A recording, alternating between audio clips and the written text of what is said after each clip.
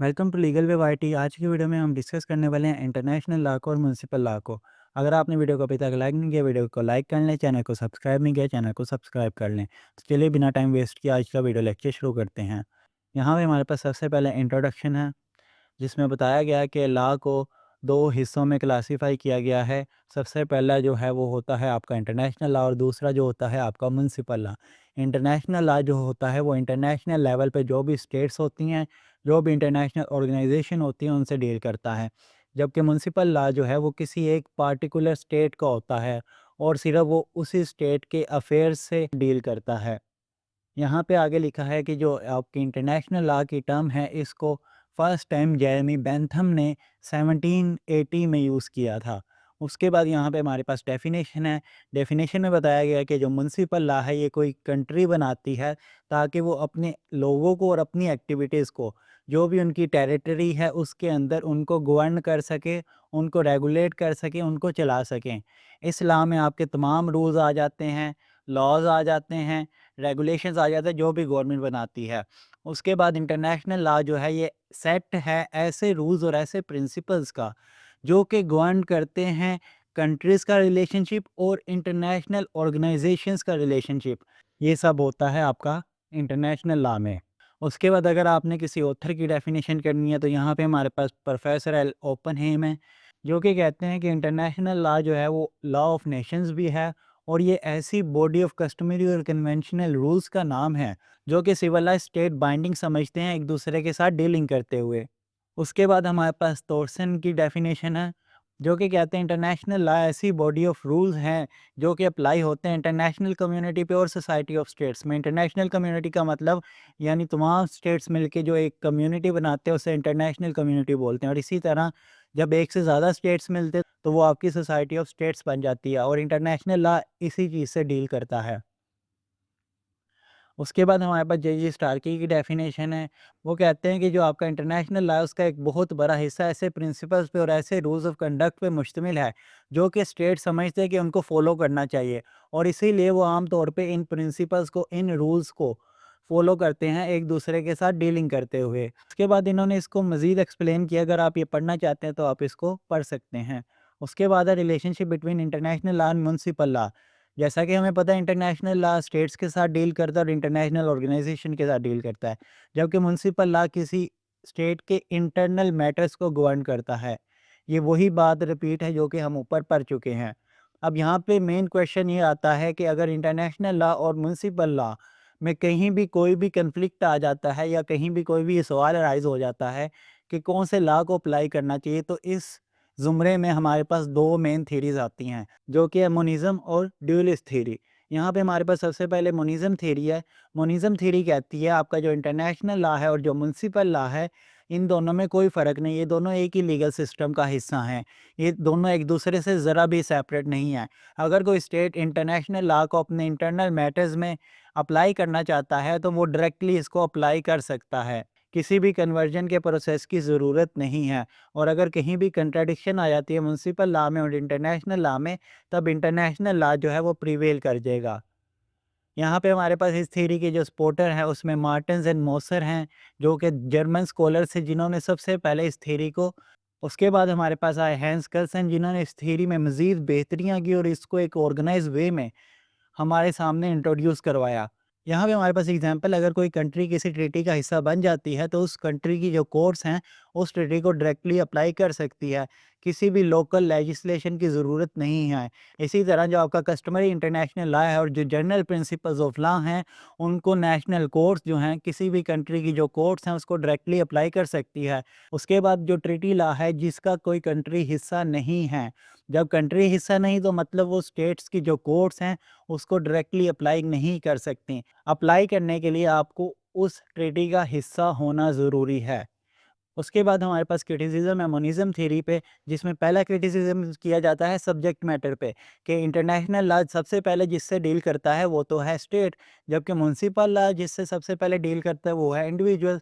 जब दोनों का सब्जेक्ट मैटर अलग हो गया तो ये दोनों लॉज कैसे सेम हो सकते हैं। उसके बाद दूसरा ऑब्जेक्शन ये रेज़ किया जाता है कि जो इंटरनेशनल लॉ है उसके सोर्सेज़ आर ट्रीटीज़, कन्वेंशंस और international custom and general principle of law. जबकि म्युनिसिपल लॉ के जो सोर्सेज़ हैं, लेजिस्लेशन है, जुडिशियल डिसीजंस वगैरह हैं, तो जब दोनों के सोर्सेज़ अलग हो गए, तो ये दोनों लॉ सेम कैसे हो सकते हैं? उसके बाद है दोनों का ओरिजिन अलग है। जो म्युनिसिपल लॉ है वो एक स्टेट जब चाहे जैसे चाहे बना सकता है, जबकि जो इंटरनेशनल लॉ है उसको बनाने के लिए 2 या 2 से ज़्यादा स्टेट्स का होना ज़रूरी है। जब 2 या 2 से ज़्यादा स्टेट आपस में कोई डीलिंग करेंगे थ्रू एग्रीमेंट या ट्रीटीज़, तभी इंटरनेशनल लॉ फॉर्म होगा। जब दोनों इंटरनेशनल लॉ के ओरिजिनेट होने के ज़रिए अलग हैं, तो दोनों लॉ सेम कैसे हो सकते हैं? उसके बाद अगला पॉइंट है इग्नोर स्टेट सॉवरेनिटी, कि जो आपकी मोनिज़्म थ्योरी है इसमें स्टेट सॉवरेनिटी को इग्नोर किया गया है, यानी कि आपकी स्टेट की सबसे जो ऊपर बॉडी होती है वो होती है लेजिस्लेचर। जब उसी की इंटरवेंशन आप ख़त्म कर दोगे, जब उसी की आप मुदाखलत ख़त्म कर दोगे, तो ज़ाहिर-सी बात है उस स्टेट की सॉवरेनिटी जो है वो चैलेंज होना शुरू हो जाएगी, क्योंकि एक स्टेट में सबसे ज़्यादा जो सॉवरेन बॉडी होती है वो होती है आपकी लेजिस्लेचर।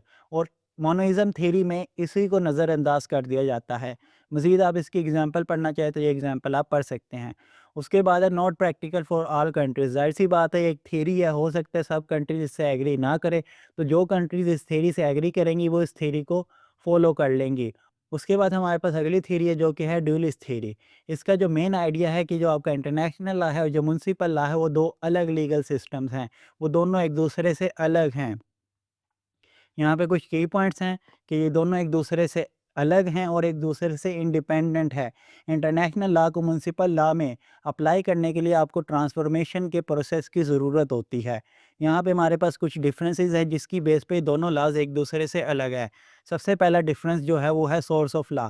वो कहता है कि इंटरनेशनल लॉ का तो जो सोर्स है वो है कस्टम्स, ट्रीटीज़, कन्वेंशंस और जनरल प्रिंसिपल्स ऑफ लॉ। जबकि म्युनिसिपल लॉ का जो मेन सोर्स है वो है कस्टम्स, लेजिस्लेशन और जुडिशियल डिसीजंस। अगर आप देखो यहाँ पे आपको दोनों में कस्टम देखने को मिलेगा, मगर इंटरनेशनल लॉ में कस्टम से मुराद जो इंटरनेशनली कस्टम डेवलप हुआ है, जबकि म्युनिसिपल लॉ में कस्टम से मुराद कोई भी लोकल कस्टम जो डेवलप हुआ है विद इन द स्टेट।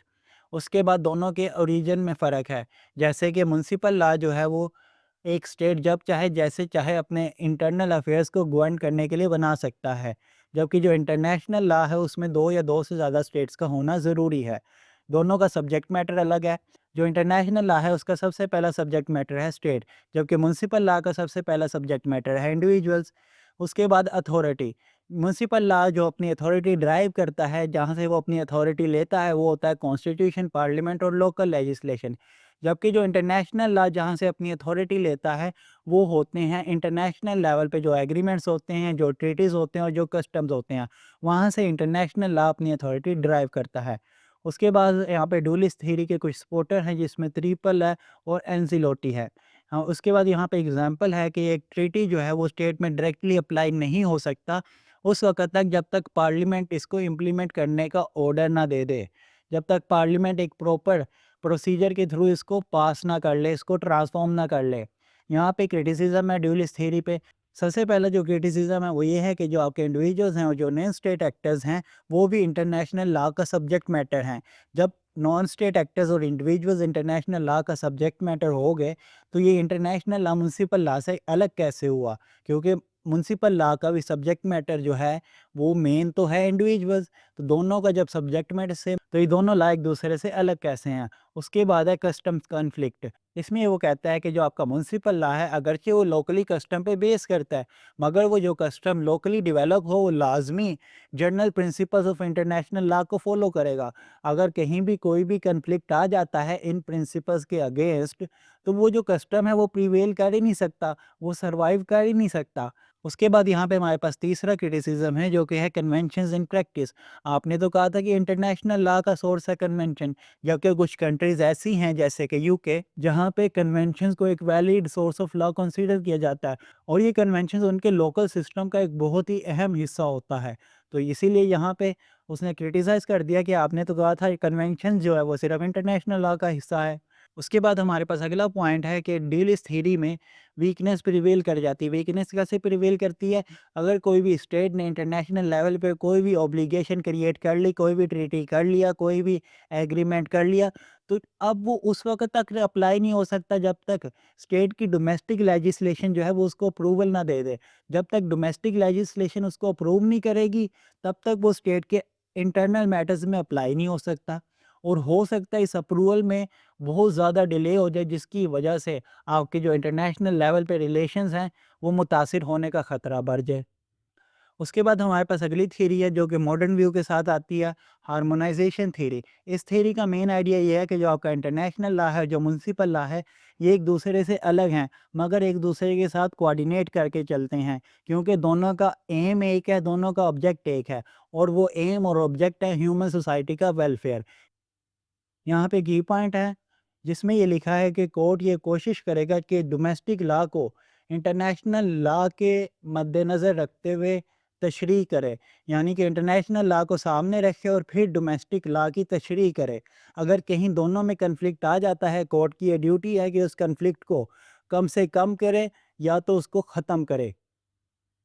और ये क्यों करना, ताकि दोनों लॉज़ में एक तवाज़ुन बरकरार रखा जाए, दोनों लॉज़ को इक्वल इम्पोर्टेंस दी जाए। ये थ्योरी एक्चुअल में एक बैलेंस अप्रोच को फ़ॉलो कर रही है कि दोनों लॉज़ को एक बराबर लेवल पे रखा जाए, दोनों लॉ में कहीं भी कोई कन्फ्लिक्ट आ जाए, उस कन्फ्लिक्ट को ख़त्म किया जाए, और ये ख़त्म करने की ड्यूटी है आपके कोर्ट की। उसके बाद यहाँ पे एग्ज़ाम्पल लिखी है, अगर आप पढ़ना चाहें इस एग्ज़ाम्पल को पढ़ सकते हैं। उसके बाद हमारे पास अगली थ्योरी है जो कि है डेलीगेशन थ्योरी। डेलीगेशन थ्योरी कहती है कि इंटरनेशनल लेवल पे एक ऐसी बॉडी मौजूद है जिसका नाम है कॉन्स्टिट्यूशनल रूल्स ऑफ ट्रीटी। वो हर स्टेट को ये पावर देती है कि वो डिसाइड कर सके कि उन्होंने कब और कैसे इंटरनेशनल ट्रीटीज़ को अपने डोमेस्टिक लीगल सिस्टम में अप्लाई करना है। और फर्दर ये भी पावर देती है कि वो ये प्रोसीजर भी डिसाइड कर सकती हैं स्टेट्स कि उन्होंने इंटरनेशनल लॉ को या इंटरनेशनल रूल्स को अपने डोमेस्टिक लीगल सिस्टम में किस प्रोसीजर को फॉलो करके अप्लाई करना है। ये भी पावर आई है आपकी कॉन्स्टिट्यूशनल रूल्स ऑफ ट्रीटी की तरफ से। ये एक इंटरनेशनल लेवल पे सो कॉल्ड कॉन्स्टिट्यूशन है जो कि रियलिटी में एग्जिस्ट नहीं करता, मगर जो स्टेट को पावर दी है कि इन्होंने किस आइडिया को फॉलो करना है, मोनिज्म थ्योरी को फॉलो करना है, डेलिस थ्योरी को फॉलो करना है, वो इसी कॉन्स्टिट्यूशनल रूल्स ऑफ ट्रीटी की तरफ से दी गई है। यहाँ पे एग्जांपल लिखिए, हो सकता है कंट्री पार्लियामेंट्री लेजिस्लेशन को लाजमी कर दे ताकि वो इंटरनेशनल लॉ को डोमेस्टिक लेवल पे अप्लाई कर सके। इसमें यानी पार्लियामेंट का रोल आ सकता है। ये कंट्री डिसाइड करेगी कि पार्लियामेंट ने अपना रोल प्ले करना है बीच में या नहीं। उसके बाद हमारे पास अगली थ्योरी है जो कि है ट्रांसफॉर्मेशन और स्पेसिफिक अडॉप्शन थ्योरी। ये थ्योरी कहती है कि आपको इंटरनेशनल लॉ को ट्रांसफॉर्म करना पड़ेगा या आपको स्पेसिफिकली अडॉप्ट करना पड़ेगा उसको अपने लोकल सिस्टम में अप्लाई करने के लिए। ये थ्योरी बेस करती है आपकी ड्यूलिज़्म थ्योरी पे, जिसमें कहा गया था इंटरनेशनल लॉ जो म्युनिसिपल लॉ है एक दूसरे से अलग है, और इस थ्योरी में आपका इंटरनेशनल लॉ डायरेक्टली स्टेट में अप्लाई नहीं हो सकता उस वक़्त तक जब तक आप इंटरनेशनल लॉ को कन्वर्ट ना कर लो या ट्रांसफ़ॉर्म ना कर लो डोमेस्टिक लॉ में। यहाँ पे कुछ की पॉइंट्स है, ये थ्योरी बेस करती है ड्यूलिस थ्योरी पे।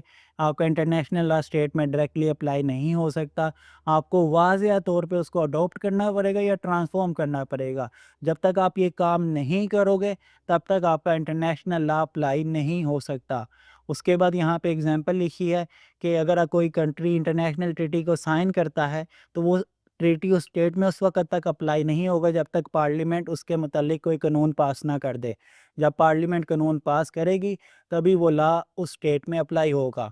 उसके बाद लास्ट में हमारे पास कंक्लूजन है, कंक्लूजन में ये लिखा है कि जो हमने इंटरनेशनल लॉ है और जो म्युनिसिपल लॉ है उसके रिलेशन को हमने एक्सप्लेन किया है मुख्तलिफ थीरीज़ की मदद से, जिसमें पहली हमारी थीरी थी मोनिज़म थीरी।